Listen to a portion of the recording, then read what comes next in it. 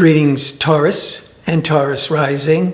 This is your Western forecast for May 2025. I always like to start with where is the sun shining? Where is your attention and priorities being directed towards? Well, the sun is in Taurus every year in May. From the end of April, actually, the first 3 weeks to the 20th of May. And so having the sun in your sign or crossing your rising sign, there's a real focus on new projects, new vitalities, leadership, more confidence. That's the sun in Taurus. And the Taurus helps keep you persevering and grounded and steady, which you're going to need as your ruling planet, Venus, that planet of love and the arts and desire. Venus is now, as we go into the beginning of May, is back in Aries. If you've been following my videos for the past few months, Venus went retrograde in Aries on March the 1st, and then it retrograded as we went into April, back into Pisces, and as we're now, and then it went direct April the 12th. Around May the 1st, Venus is back in Aries, and for the entire month. But Neptune last month, April, moved into Aries the first time in 166 years. This is a really big deal because Neptune can represent your dreams, your aspirations, your vision. And Mars rules Aries. Mars, the warrior planet, Aries, the fighter. So Neptune in Aries, for the first time in 166 years, you're going to see the world, the collective world consciousness be more driven to fight Aries for your ideals, your vision. So there's going to be a lot of activism, and powerful Pluto is now in Aquarius. Last time that happened was 240 some years ago. And Aquarius represents the global village. Aquarius rules individuals. It rules the people. So we're going to have a lot of power to the people with Pluto in Aquarius, and now with Neptune in Aries, and Aries is a fire sign compatible with the Pluto in Aquarius and an air sign, so that a lot of people, the people are going to make major changes in the world as the populace starts to fight the Aries for their ideals. So there's going to be a lot of protesting and activism where people are taking their power back. Go back to the last time Pluto was in Aquarius. It was the French and the American Revolution. So history, in many ways, is resetting and repeating history.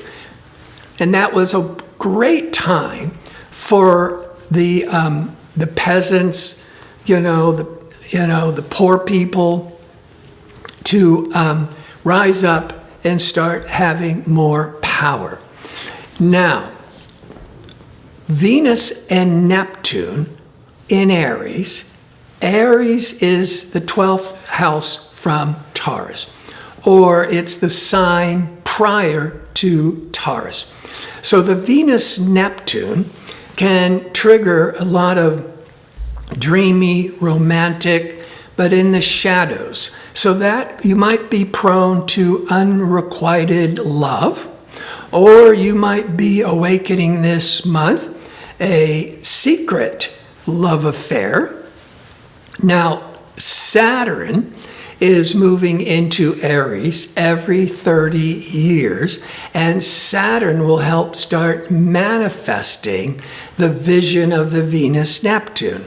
Well, before I get into more detail on that, If you enjoy these videos and would like to see more of them, click like and subscribe. And don't forget to click on the notification bell so you can receive the latest postings. All right.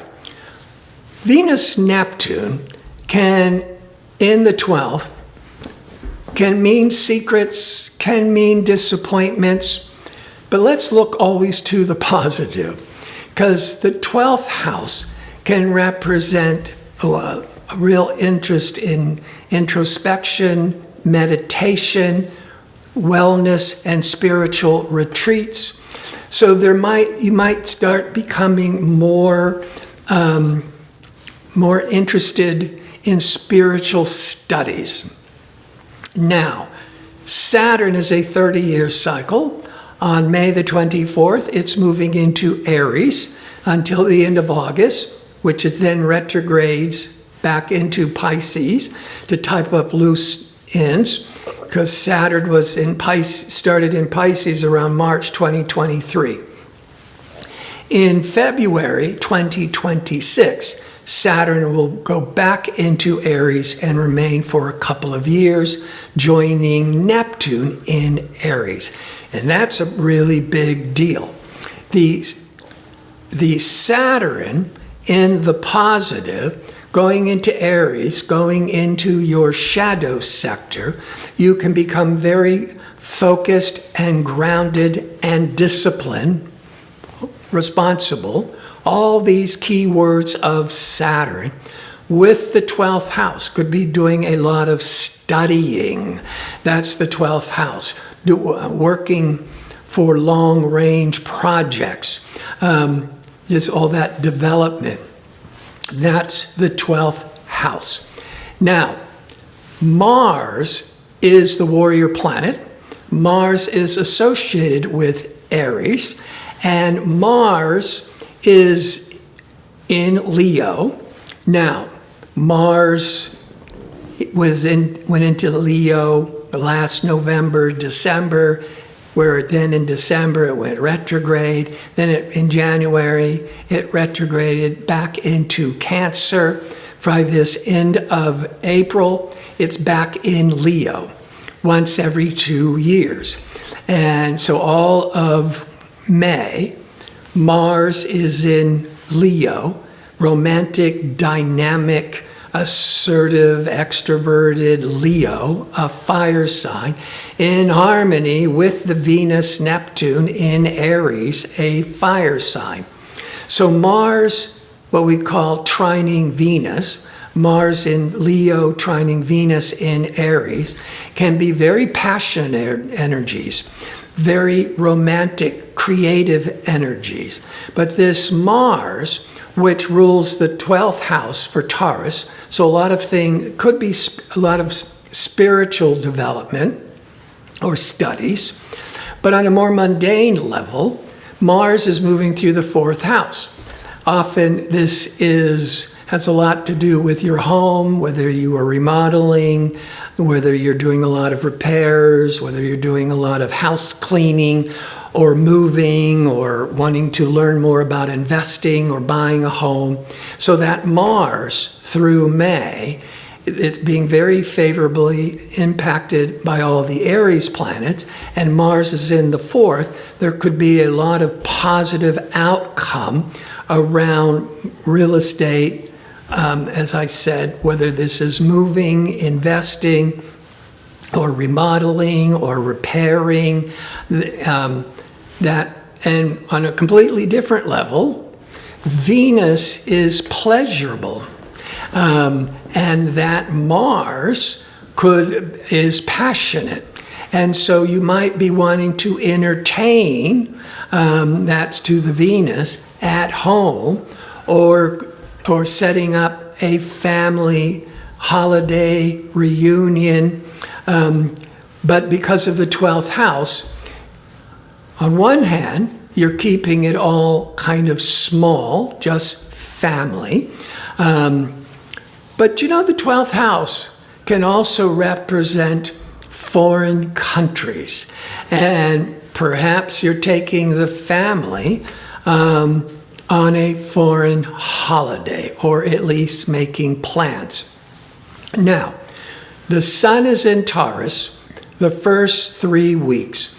On May the 20th, it leaves Taurus, where you're feeling more grounded and sensible. Then the sun goes into Gemini, May the 20th through June the 20th. Gemini is the second sign past Taurus. In basic astrology, the second sector represents your personal income, your possessions. Psychologically, you put a focus on self-worth issues. But with the sun in Taurus, you are focusing on some new beginnings. By the end of the month, as the sun goes into Gemini, you're being a lot more focused on how to manifest, make money from these new ventures. But the Venus, Neptune, Saturn in the 12th is you're building something behind the scenes long term. Now, that could also be going to school or writing a novel where you're really looking to the future, but you have a lot to develop behind the scenes. Now, the new moon was in Taurus at the end of April, putting a lot of your attention on visibility, leadership, new beginnings. The sun goes into Gemini, into your second house of income on May the 20th. But on May the 26th will be the next new moon in Gemini, in your second house of income. And that new moon always helps direct our attention and priorities. So you're trying to figure out by the end of the month how to start making money with these projects you're developing, because the Venus will leave Aries as we get into June and go into Taurus. And so you're going to start feeling, well, more social, more romantic. And maybe the Venus-Neptune, if you were having an unrequited love or a hidden secret kind of an affair, could become more, you want to have it come more out into the open or more committing to it as you get into June. The 12th house can also represent hospitals, medical matters, healing, nonprofit, charitable institutions. And so you might be more focused on this nonprofit as an example, or helping charity or in the medical field, the 12th house. And you're building it and developing it, but then when this new moon in Gemini by May the 26th is now you're really focused on how to attract money, manifest money, to really develop those 12th house goals. I want to thank you for watching. If you like information on how to book an astrology reading or to check out my 2-question offer, visit my website at gardino.co. That's .co. Until next month, be safe and well.